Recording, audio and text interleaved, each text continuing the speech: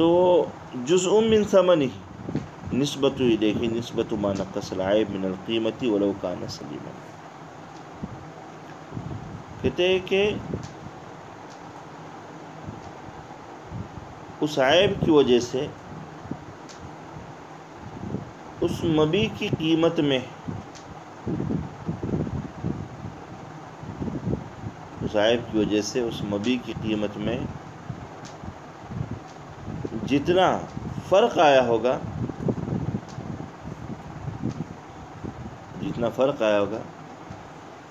مشتری اتنا تاوان بائع سے واپس لے لے گا. اور ایسا قول یہ ہے کہ جس دن بائع نے بیچا تھا وہاں سے لے کر تو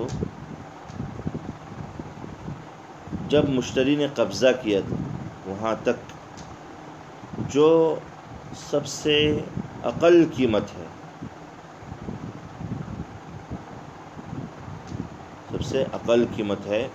اس اقل قیمت کو بطور تاوان مشتری جو ہے بائع سے واپس لے لے گا. وَلَوْ تَلِفَ الثَّمَنُ دُونَ الْمَبِيعِ رَدَّهُ وَأَخَذَ مِثْلَ الثَّمَنِ أَوْ قِيمَتَهُ. ثمن تلف ہو گیا جو مشتری کی طرف سے بائع کو ملا تھا، لیکن مبی باقی ہے، مبی تلف نہیں، تو ایسی صورت میں مبی کو واپس کرے اور بائع مشتری سے ثمن کا مثل لے لے، یا پھر جو مارکیٹ ویلیوشن ہوگی اور قیمتہ وہ لے لے. وَلَوْ عَلِمَ الْعَيْبَ بَعْدَ زَوَالِ مِلْكِهِ إِلَى غَيْرِهِ فَلَا عَرْشَ فِي الْأَصَحِّ. کہتے ہیں کہ مشتری کی ملکیت زائل ہونے کے بعد عیب کا پتہ چلا تو اب مشتری کو تاوان لینے کا کوئی حق حاصل نہیں. فَإِنْ عَادَ الْمِلْكُ فَلَهُ الرَّدُّ. ہاں پھر سے مشتری نے اسے اپنے قبضے میں لیا تو پھر اسے بائع کو واپس کرنے کا حق حاصل ہے.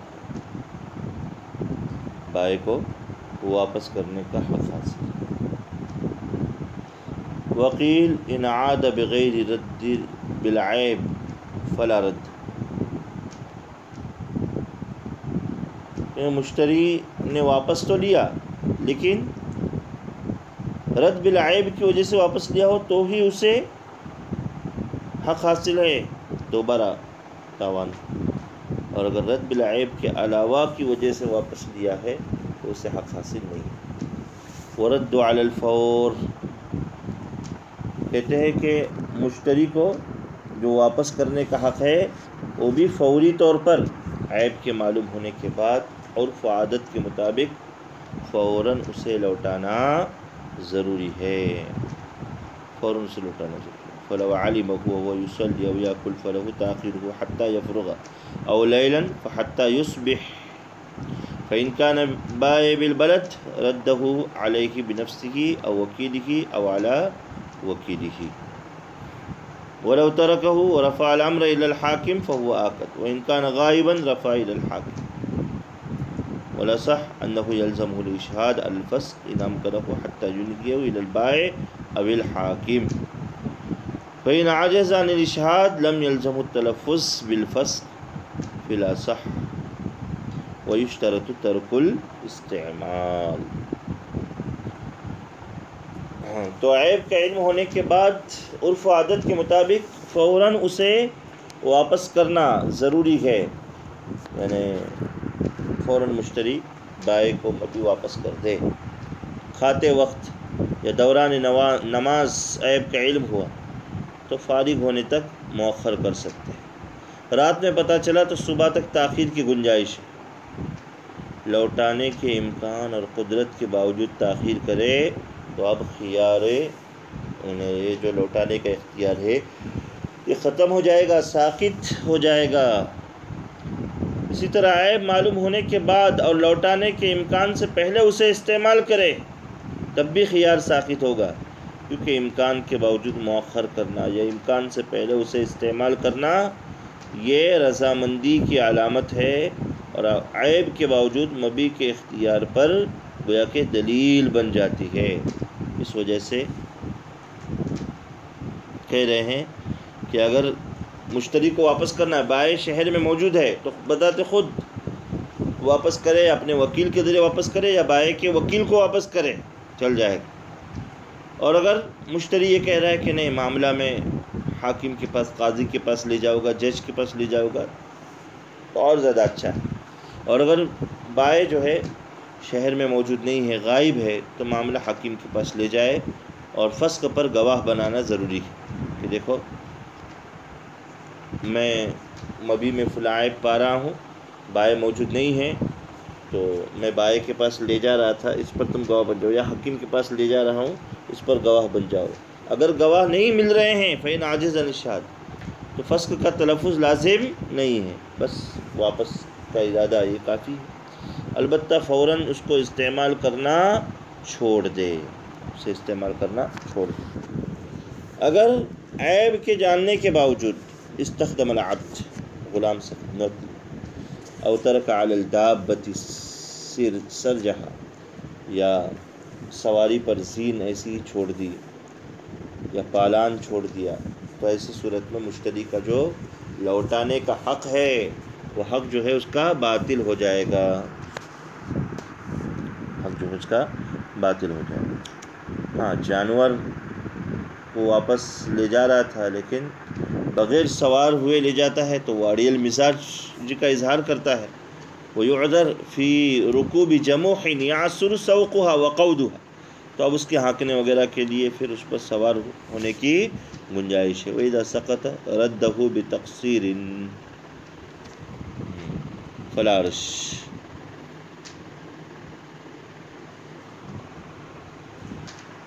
کہتے ہیں کہ اگر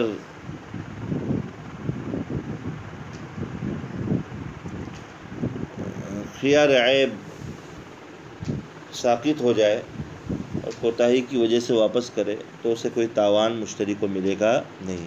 وَلَوْ حَدَثَ عِنْدَهُ عَيْبٌ سَقَطَ الرَّدُّ الْقَهْرَ، مشتری کے پاس کوئی عیب پیدا ہو جائے تو رد قہری کا جو حق ہے وہ حق جو ہے اس کا ساقط ہو جائے گا، اس لیے کہ یہ عیب مشتری کے پاس پیدا ہوا ہے، لہذا اس کا رد کا حق جو ہے وہ ختم ہو جائے گا۔ وَلَوْ حَدَثَ عِنْدَهُ عَيْبٌ ثُمَّ إِنْ رَضِيَ بِهِ الْبَائِعُ رَدَّهُ الْمُشْتَرِي أَوْ قَنَعَ بِهِ، وَإِلَّا فَلْيَضُمَّ الْمُشْتَرِي عَرْشَ الْحَادِثِ إِلَى الْمَبِيعِ وَيَرُدَّ، أَوْ يَغْرَمَ الْبَائِعُ عَرْشَ الْقَدِيمِ وَلَا يَرُدَّ، فَإِنِ اتَّفَقَ عَلَى أَحَدِهِمَا فَذَاكَ، وَإِلَّا فَلَيَصِحُّ إِجَابَةُ مَنْ طَلَبَ الْإِمْسَاكَ۔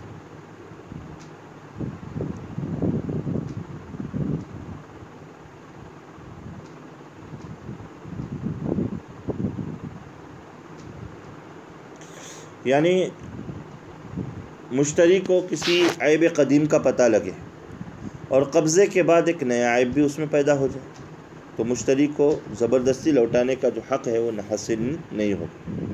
اگر بائع اس حال میں واپس لینے پر یا خریدار اسی حال میں اپنے پاس رکھنے پر راضی ہو تو کوئی مسئلہ نہیں، ہر ایک اپنا اختیار استعمال کر سکتا ہے۔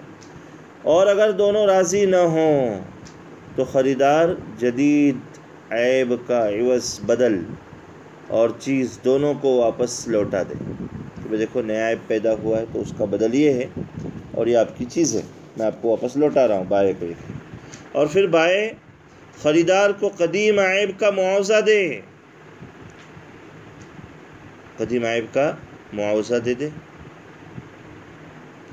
دونوں میں سے جس پر بھی دونوں متفق ہو جائز ہے، کیونکہ ان کا حق ہے اور رضامندی بھی انہی کو حاصل ہے۔ اور اگر دونوں کا اختلاف ہو جائے، بائع جدید عیب کا بدلہ اور چیز لوٹانے کا مطالبہ کرے اور خریدار چیز اپنے پاس رکھتے ہوئے قدیم عیب کا بدلہ مانگے، یا بائع یہ کہے کہ قدیم عیب کا بدل لے لو اور مشتری کہے کہ نہیں آپ واپس لے لو، تو اس مطالبے کے حق میں فیصلہ ہوگا جس میں عقد اپنی جگہ باقی رہے۔ فَلَصَحْ إِجَابَةُ مَنْ طَلَبَ الْإِمْسَاكَ، یعنی پہلی صورت میں مشتری کا مطالبہ تسلیم کرے گا اس لیے کہ اس کی وجہ سے عقد باقی رہ رہا، اور دوسری صورت میں بائع کا مطالبہ تسلیم کیا جائے گا اس لیے کہ بائع جو کہہ رہا ہے دوسری صورت میں اس کی وجہ سے عقد باقی رکھا جا رہا ہے۔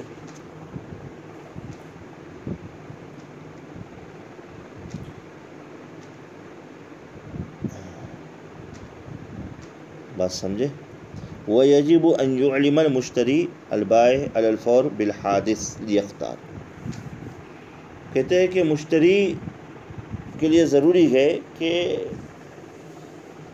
عیب حادث اگر پیدا ہوا ہے مبیع میں تو فوری طور پر بائع کو مطلع کر دے تاکہ وہ اپنا اختیار استعمال کرے. فَإِنْ أَخَّرَ إِعْلَامَهُ بِلَا عُذْرٍ، بغیر عذر کے اطلاع دینے میں تاخیر کی تو نہ رد کا حق ہوگا مشتری کو، نہ تاوان ملے گا.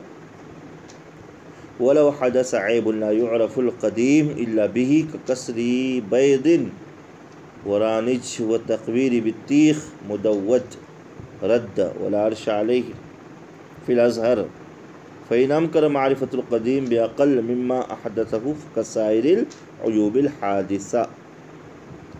کہتے ہیں کہ قدیم عیب معلوم ہوئے بغیر عیب حادث جدید عیب کا پتہ نہیں چل سکتا. تو اس صورت میں مشتری کا جو رد قہری زبردستی لوٹانے کا جو حق ہے وہ باقی رہے گا، ختم نہیں ہوگا.